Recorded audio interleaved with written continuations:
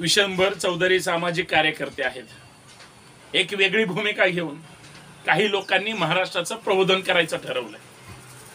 मग ते विशंभर चौधरी सर असतील, आसिम सरोदे साहेब असतील, निखिल वागळे सर असतील, एक ज्येष्ठ पत्रकार, आणि काही सहयोगी मंडळी असतील त्यांच्यासोबत. महाराष्ट्राचं खरं तर आज वैचारिक प्रबोधन होणं फार गरजेचं आहे. आणि तुम्हाला माहिती आहे, संभाजी ब्रिगेडच्या माध्यमातून आक्रमक विचारधारा आम्ही नेहमी मांडण्याचा प्रयत्न करतो महाराष्ट्राच्या हितासाठी. कुणाबद्दल ही आकस नाही, मग ते प्रतिगामी असतील किंवा अजून कुठले जातीवादी असतील. महाराष्ट्राला खरं कंटेंट कळलं पाहिजे. काही जातीवादी सत्ताधारी मंडळी जाणीवपूर्वक पोरांची मेंदू त्या ठिकाणी गुलाम करून, डोकी भडकवून त्यांना आपल्या आपल्या एकमेकांच्या विरोधात भडकवलं जातंय. आणि हिंमत तर बघा, नाशिकच्या सिन्नरमध्ये याच आपल्या विशंभर चौधरी सरांना धक्काबुक्की झाली. खरं तर लाजा वाटल्या पाहिजेत. अरे ते काय सांगतात ह्याचं आत्मचिंतन तरी करा. या देशाची तरुणांची अवस्था बेकार करून टाकली केंद्र सरकारने, राज्य सरकारने. आज महागाई, बेरोजगारी सगळ्या गोष्टी वाढल्या. सगळ्यात महत्वाचं जातीयवाद बोकाळला. सनातनी जी हिंसक प्रवृत्ती आहे ती गांधीवादाच्या माध्यमातून विशंभर चौधरी सर जर मांडत असतील, आणि हे सगळे तुम्ही एक गाल वर मारली तर दुसरा गाल पुढे करणारी माणसं, चुकलं काय विशंभर चौधरींचं? पण महाराष्ट्रातला कुठलाच पुरोगामी विशंभर चौधरींच्या पाठीशी उभं राहायला तयार नाही. एक चळवळीतला सहकारी म्हणून किंवा एक महापुरुषांच्या विचारांचा समर्थक म्हणून आम्ही त्यांच्या नक्कीच सोबत आहोत, पाठीशी पण आहोत. आणि झालेल्या हल्ल्याचा एक संभाजी ब्रिगेडचा कार्यकर्ता या नात्याने निषेध सुद्धा करतो. पण हल्ला करणारी जी काही सनातनी मनोवादी विकृती आहे, एवढी मस्तवाल कशी काय झाली? कायद्याचं राज्य आहे, इथं काय दादागिरी आणि मुजोरी चालणार नाही. चुकलं असेल तर चर्चा करा, डिबेट करा ना. तुमच्याकडे वक्ते, प्रवक्ते किंवा भूमिका मांडणारे लोक असतील ना, जातीवाद्यांनो, तुमचे मुद्दे मांडा. ह्यांचे मुद्दे मांडत असतील. तुमच्या करणी आणि कथनीमध्ये जर फरक असेल आणि समाजाला जर तुम्ही भडकावणार असाल, तर मग विशंभर चौधरी किंवा निखिल वागळे किंवा आसिम सरोदे ही समाजातली बुद्धिमान माणसं महाराष्ट्राच्या समोर येऊन काहीतरी चांगलं मांडण्याचा प्रयत्न करतीलच ना. मग तुम्हाला मिरच्या का झोमतात? आणि सगळ्यात महत्वाचं, जातीवाद्यांच्या टोळीमध्ये सुद्धा यांच्या संघटना चेक करावं. ते उद्धव ठाकरे साहेबांच्या शब्दात सांगितलं पाहिजे. त्यांच्या अगोदर बाळासाहेब ठाकरे साहेबांनी सुद्धा सांगितलं, शेंडी जानवेवाल्यांच्या नादी लागू नका आणि आपल्याला त्या विचाराने काम सुद्धा नाही करायचं. आपलं जे हिंदुत्व आहे हे शेंडी जानवेचं नाही, तर इथल्या महाराष्ट्राच्या मातीशी नाळ जोडणार आहे. पण त्या विचारधारेमध्ये काम करणारी आमचीच मराठा बहुजन समाजाची 18 पगड जाती 12 बलुतेदारातली पोरं. हिंदू हिंदू म्हणून आम्हाला गोळा केलं जातं. आहोतच हिंदू, एकत्र आले म्हणून बिघडलं कुठं? पण त्या हिंदूंना हिंदुत्ववादी वेगळ्या मानसिकतेतून भडकवलं जातंय आणि त्यांना मग आपल्याच विरोधात निषेध करण्यासाठी, धक्काबुक्की, मारामारी करण्यासाठी सोडलं जातंय. आमचे सगळे भैताड जे अनपेड पोलीस आहेत त्यांनी छू म्हटलं की पळायचं. हे धंदे ते कधी बंद करणार आहेत की नाही? चिकित्सा झाली पाहिजे. तुम्ही वेगळ्या वेगळ्या मुद्द्यांवर चिकित्सा करा ना. आजपर्यंत आम्हाला धर्मव्यवस्थेने, जातीवादी व्यवस्थेने किंवा कुठल्याही यांनी जे जे काही सांगितलंय आम्ही चिकित्सा करणार आहोत की नाही? आम्हाला सगळं सांगितलं जातंय, आम्ही कधी क्रॉस करतो का? एकदा विचारा की आमचा धर्म हा असा आहे. मग त्या धर्मातल्या ज्या काही अनिष्ट रूढी, परंपरा, थोतांड, बुवाबाजी किंवा घाणेरडेपणा, हा जर सगळा बाजूला काढला तर आमचा स्वच्छ धर्म हा आम्हाला मान्य आहे ना. तुम्हालाही मान्य आहे, सगळ्यांना माहिती आहे. एकाच धर्माचे असताना इतर धर्माचे तर विरोध करायची लांब गोष्ट आहे. मारहाणीपर्यंत तुम्ही जाता. कुठलेही मेळावे, चर्चे, आंदोलन किंवा भूमिका ह्या वैचारिक असतात. भारतीय राज्यघटनेने तुम्हाला आम्हाला हक्क अधिकार दिलेत, बोलण्याचे, जगण्याचे, सांगण्याचे, मांडण्याचे. तुमची काय एवढी दादागिरी काहीच कामाची नाही, मातीत जाईल एके दिवशी. तुम्हाला ही वरचढ लोक समाजामध्ये आहेतच,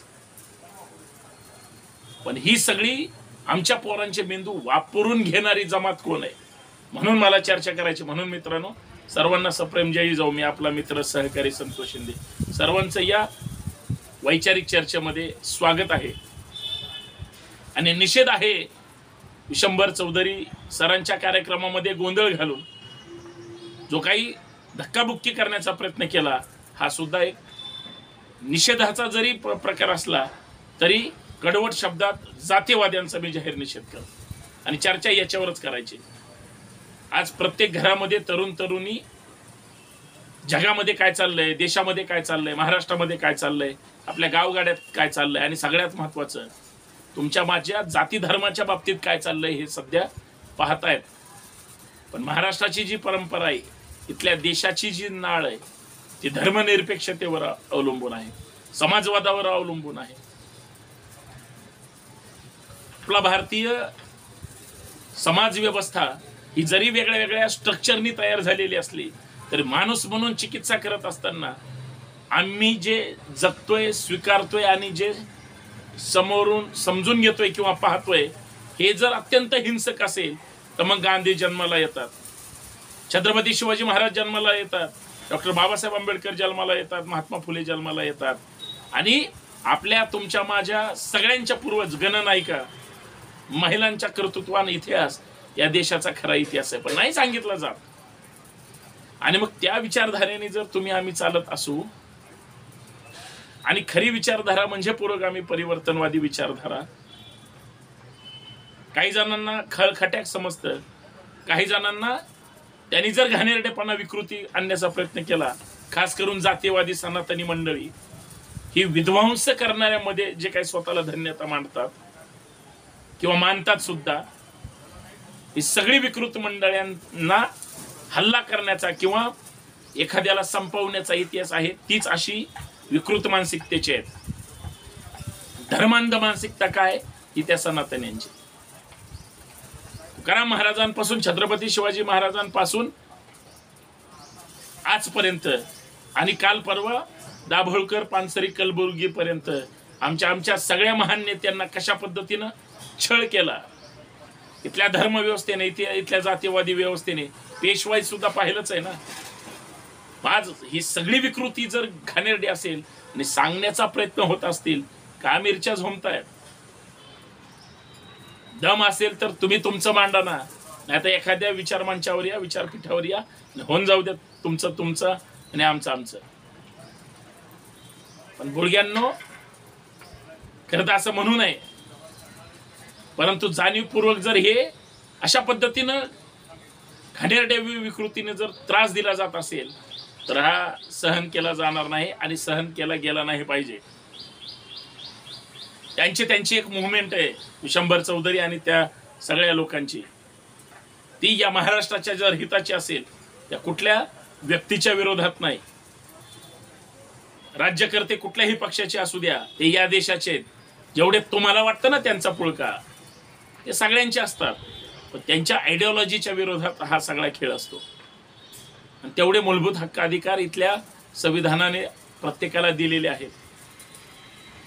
मग जर राज्याचा एखादा मंत्री असेल, मुख्यमंत्री असेल, केंद्रीय मंत्री असतील, प्रधानमंत्री असतील, प्रशासकीय अधिकारी असतील, कर्मचारी असतील, यांच्या चुकीच्या गोष्टीवर बोट ठेवून जर भूमिका मांडल्या, तुम्ही आमचे उद्योग पळवणार, काहीच बोलणार नाही, महागाई आणणार, काहीच बोलणार नाही, जातीवादी पसरवणार, काहीच बोलणार नाही. असं कसं काय होईल? तुम्ही जर चुकीचं काय करणार असाल, बोललं जाणार. तुम्ही केंद्रीय एजन्सीज असतील, इथल्या महाराष्ट्राच्या हिताच्या विरोधात वापरत असताल, सगळ्यात महत्वाचं गैरवापर करत असताल, विकत असाल, अचानक नोटबंदी आणता, भाडबंदी करून दाखवा ना.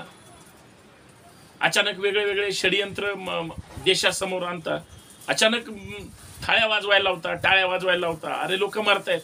या सगळ्या गंभीर गोष्टी असताना तुमच्या विरोधात बोललं तर मिरच्या झोमतात. बोललं पाहिजे.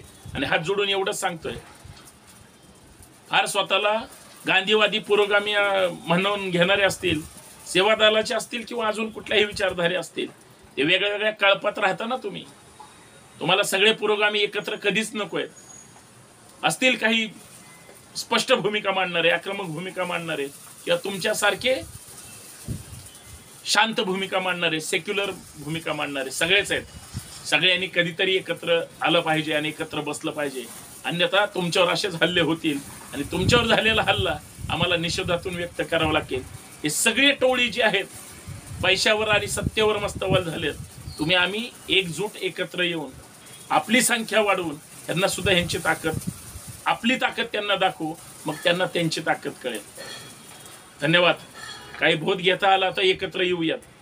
जय जाऊ, जय शिवराय, जय हिंद, जय महाराष्ट्र.